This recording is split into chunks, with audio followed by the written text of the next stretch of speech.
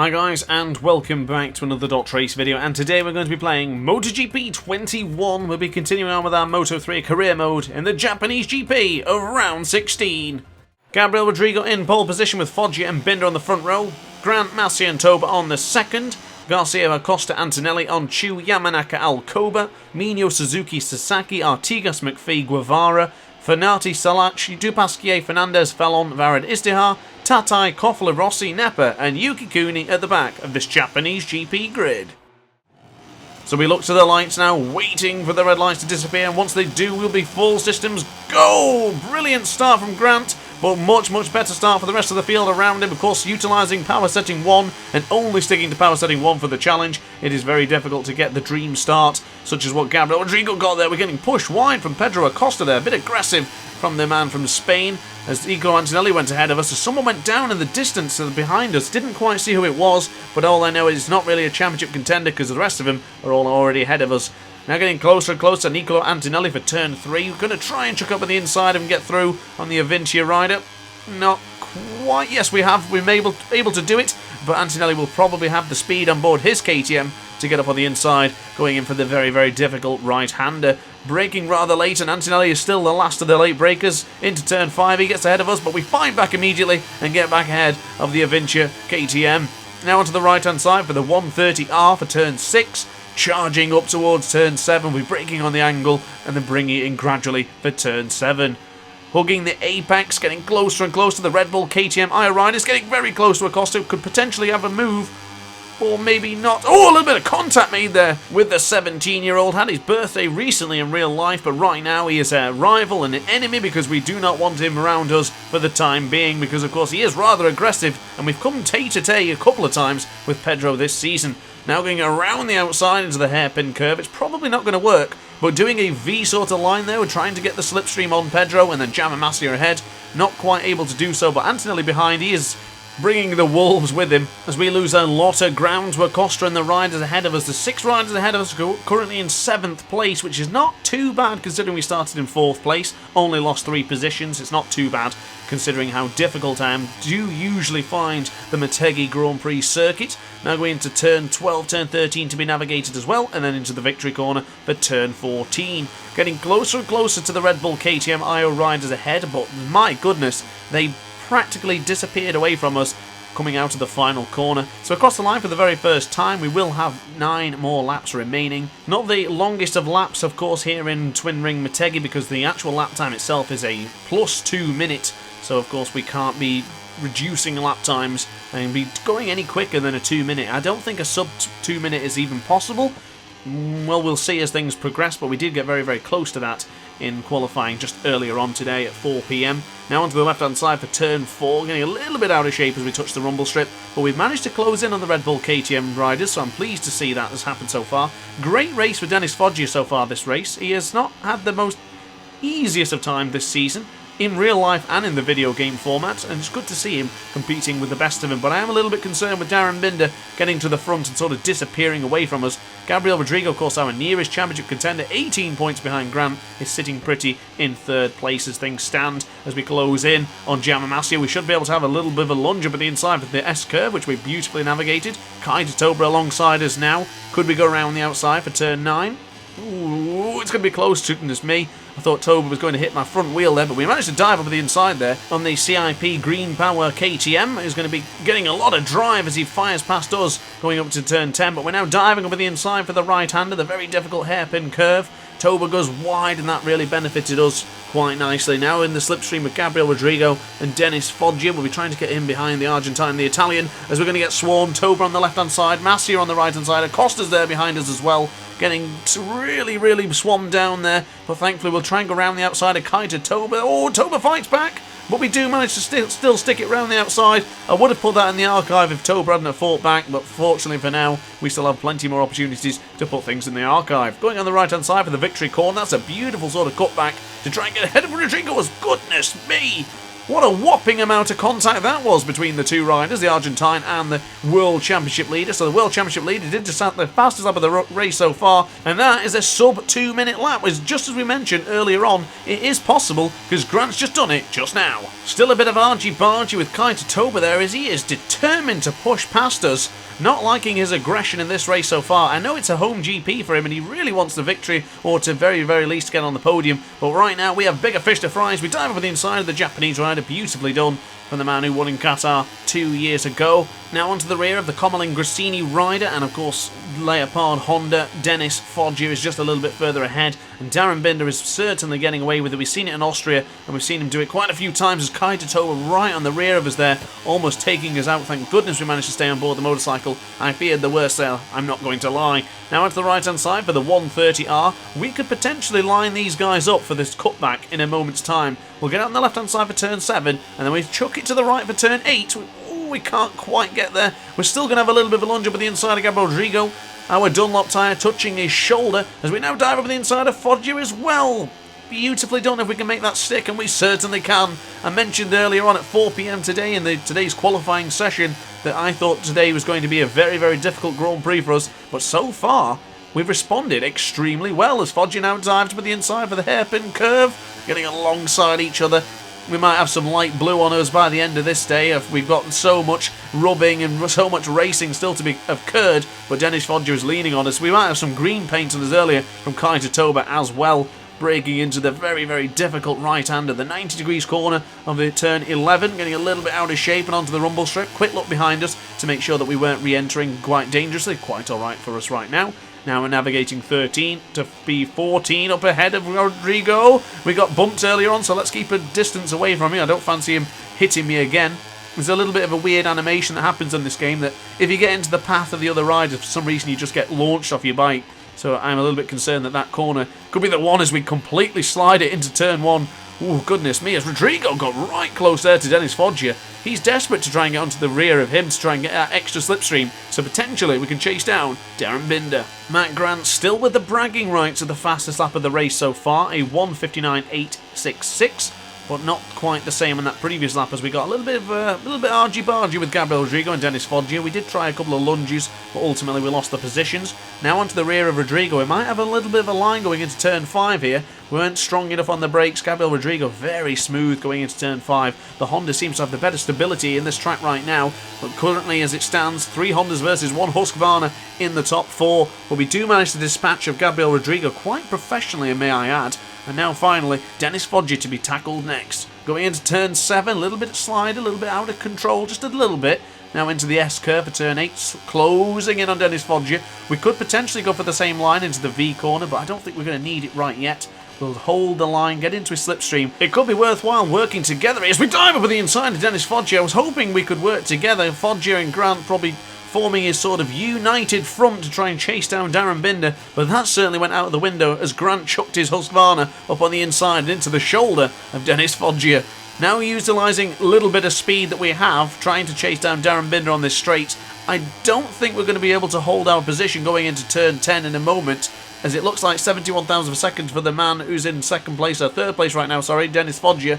Is he going to be close enough? And goodness me, he got very close. But that is great sign for us. We've managed to hold them off onto the most difficult part of the section of the track, and now onto the right hand side of Victory Corner. We have a 0.4 of a second buffer to Dennis Foggia.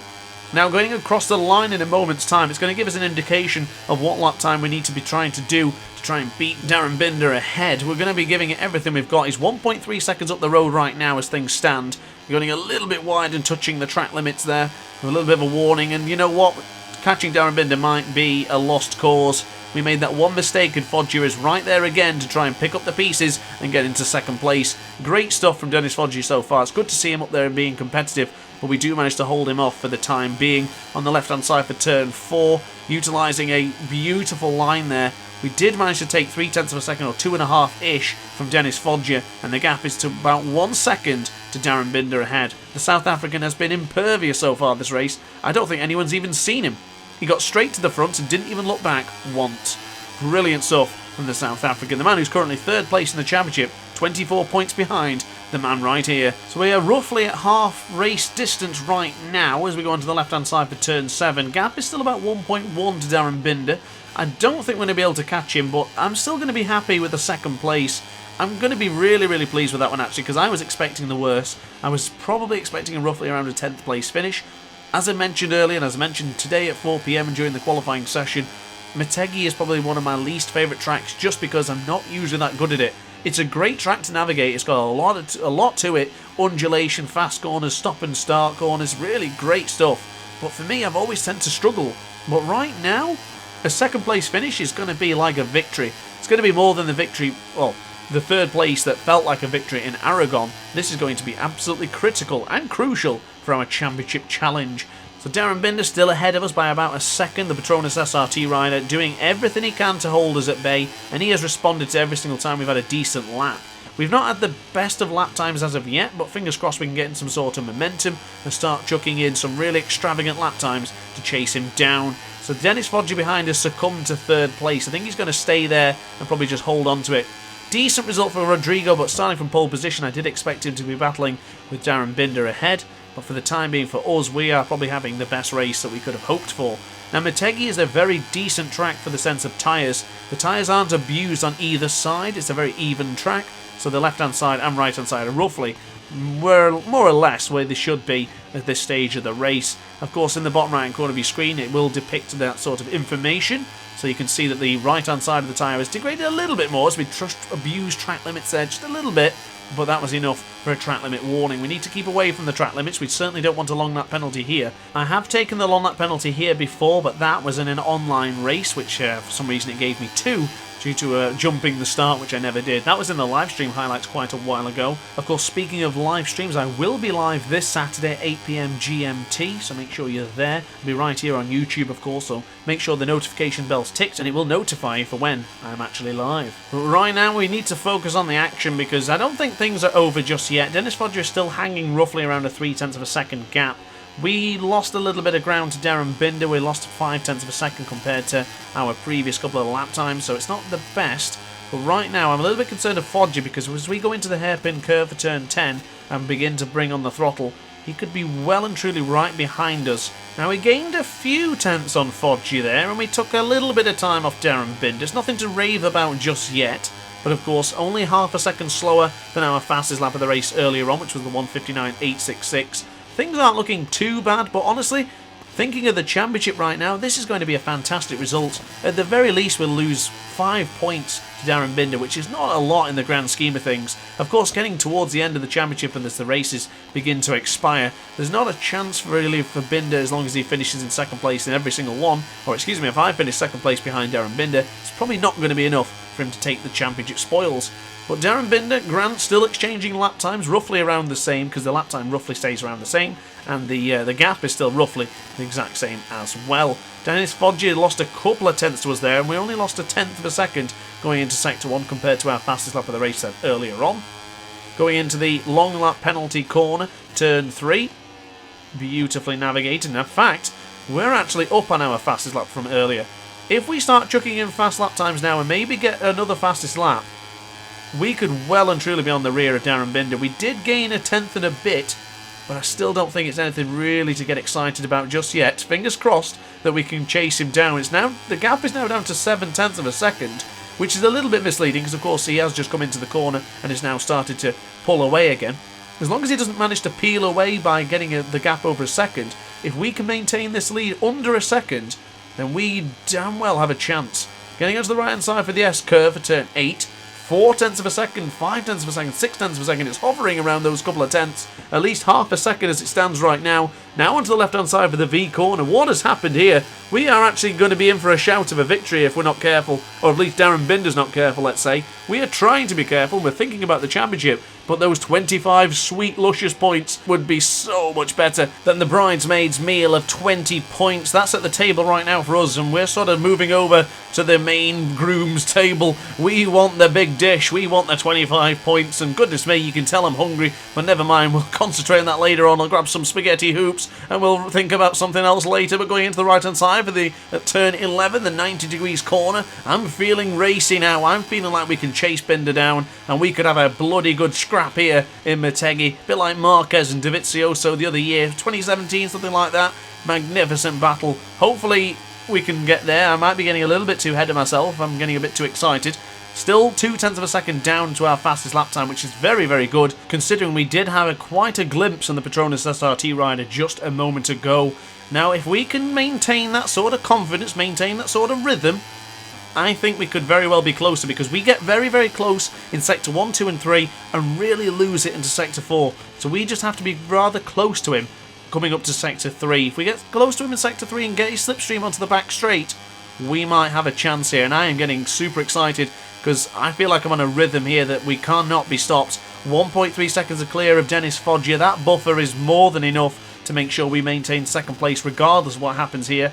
If we get a long lap penalty, sure, that's obviously a bit of a concern. We'll probably will lose the podium. But right now, the gap to Binder is within 0.5 of a second. We could definitely have a chance here. We just have to keep this pressure on him, and hopefully he fumbles, hopefully he buckles under the pressure, and he doesn't stay ace, and we will be able to get closer and closer as we go into the S-curve. We're on the slipstream now, ladies and gentlemen. This gap has gone. It has disappeared, and with just 3 laps remaining, or at least 2.5, we have a chance to get in behind Darren Binder and chase some valuable slipstream. As you can see, he's already beginning to pull away from us. The Honda working beautifully here in Motegi for him right now, but for us, the Husqvarna is doing quite alright as well as we get closer and closer to Darren Binder. Now into the slipstream for the back straight. This is exactly where we wanted to be. This could well and truly be the fastest lap of the race coming in right now, gaining tenths and hundredths and seconds of thousandths of a second each and every single sort of interval as we get closer and closer to Darren Binder. Coming around the outside for turn 11 for the 90-degree corner,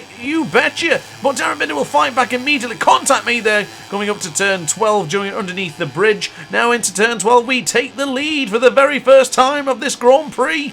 Magnificent fight, magnificent comeback from Grant, but Darren Binder fights back immediately. Look at the speed he got coming out of the victory corner, and across the line we go. That is the fast lap of the race right there for 1:59.740 for the World Championship leader. Now going up against the man in third place, who will inherit second place after beating Gabriel Rodrigo, and of course the couple of riders behind, but Grant gets ahead of him again. Grant now leads into Motegi. Going up to turn 3 any moment now. Darren Binder still leads. Long lap penalty ahead of us. Thank goodness for me we didn't go any further across there as we fight back and cut his nose off potentially into the left-hand side for turn 4. Binder's going to be in our slipstream. We don't really want that as we get closer and closer to the outside of the track there. Thank goodness we managed to hold on to the... oh, goodness me. Darren Binder fought back immediately. I was going to say we hung on to the rumble strip to make sure we didn't get a penalty, but Darren Binder has just pulled ace manoeuvre on DrAce himself. He went round the outside into turn 5. I can't be mad at that one. Major props for the South African as he is looking really awoken now. He looks like he's ready for action. He's been woken up. He was quite happily leading in control. But what has happened to Dennis Foggia behind, actually? Kaita Toba is now into the podium position, so a magnificent result for him. But right now we have to focus on the battle within. Darren Binder and Grant battling it out. 2 championship protagonists. Sensational stuff. It's exactly what we wanted. The best of the best, the cream of the crop, fighting it out for the championship lead right here in the twin ring Motegi. We're going to close in onto him in the hairpin curve. 0.3 of a second gap is for Darren Binder as he leads this Grand Prix. We are on to the penultimate lap, so we'll be going down this straight only one more time after this one. We'll be navigating turn 10 as well, only one more time. So just mentioned turn 10 coming up, braking hard as possible, right on the front brake, really pulling that left trigger and pushing the rider weight backwards on the left analog stick, closing in underneath the bridge. Listen to the roar of the Husqvarna and the Honda going at it. Now into turn 13, turn 14, a little bit of a lunge. Can we make that stick? Going alongside, what a move from Grant. But Binder does have the drive. He was very quick to fight back. Almost fought back immediately there for Darren Binder. Great job. As we're now going into turn 1, he slides it in. We're going to get closer and closer. A little bit of contact made there from Grant and Binder. Dunlop tyre against shoulder. Grant and the Husqvarna come out on top temporarily. Is Darren Binder going to be close enough to respond? Oh, you betcha. Already coming into the picture. Just as I mentioned his name, he must have heard me as he goes round the outside potentially. Beautifully done for Darren Binder. But Grant fights back immediately, chugging up on the inside of the Petronas SRT Honda. Getting alongside each other now. Bit of argy-bargy, shoving into each other. Binder's pushing me wide with all the strength and speed that he's got. really abusing all that Honda power as Pedro Acosta is now onto the podium position behind, as Grant gets the cutback, dives up at the inside, a little bit of contact again, going under the bridge for the very first time, leading this Grand Prix as Darryn Binder will fight back immediately. Wow, Darryn Binder is a serious competitor here today in Twin Ring Motegi. We don't have quite the drive to get through on Binder. We might be able to towards the end of the race as we get really close to him now. This is getting really aggressive. This is getting really serious. This is a lot of pride at stake between two championship rivals. Not so much bitter rivals, they've been quite friendly so far this season, but it's really coming to blows right now. Which rider will fight on top? Goodness me, only one rider will be on top here, and one will be the bridesmaid. Who's it going to be? As Grant goes around the outside. Oh, hairpin curve. Navigated pretty well. Binder still up on the inside. More contact made or just a little bit of a tap. There's a lot of history here since Catalonia. They had a last lap battle, and yet again here in Motegi. Only a few more corners for Grant to make an attack on Darryn Binder. Will he go for it here into the turn 11? Can he make it stick? Oh, contact made there. Do you want him to touch my rear tyre? Goodness me, we're through. Grant has made the move up into the lead. Binder fights back. What a move from Binder. That could be a championship winning move, but Grant fights back. They're going to be alongside each other. More contact made. Grant. Oh my goodness, wheelie. Oh, Binder's going to win it. Darryn Binder wins here in the Twin Ring Motegi. Grant holds on for a valiant second. Ladies and gentlemen, what a fierce battle that was. Darryn Binder, take a bow. Absolutely superb racing from two magnificent championship contenders. Great to see all three manufacturers on the podium as Pedro Acosta chucks the KTM in third place. Quick look at the Riders' Championship. Grant leads by 28 points over Darryn Binder, and Gabriel Rodrigo drops behind by 46. Pretty much championship over for him, but now it's down to Darryn Binder and Grant for the ultimate prize of the Moto3 World Championship. So a quick look at the Team Championship. Petronas Sprinter Racing still leading by just 9 points over Red Bull KTM IO, and the battle for third place still rages on as Sterol Max Racing gets ahead of Team Gresini Moto3. So guys, what a magnificent race. I have absolutely adored that one. Fighting back in Motegi in one of my most difficult tracks and taking a valiant second place after a tremendously heroic race from Darryn Binder. So guys, as always, thank you very much for watching. I really hope you enjoyed it. If you did, like, comment and subscribe. Hit the notification bell to be alerted to every single DrAce upload. And upon that note guys, thanks again for watching, and I will see you next time. Ciao for now. Oh hi, didn't quite see you there. Good to see you're still here. If this video didn't quite sate your appetite, then why not watch some more DrAce content by clicking the video shown on screen now. Furthermore, if you would like to follow me on social media, you can do so now with the links down in the description. Consider subscribing so you don't miss a single DrAce video.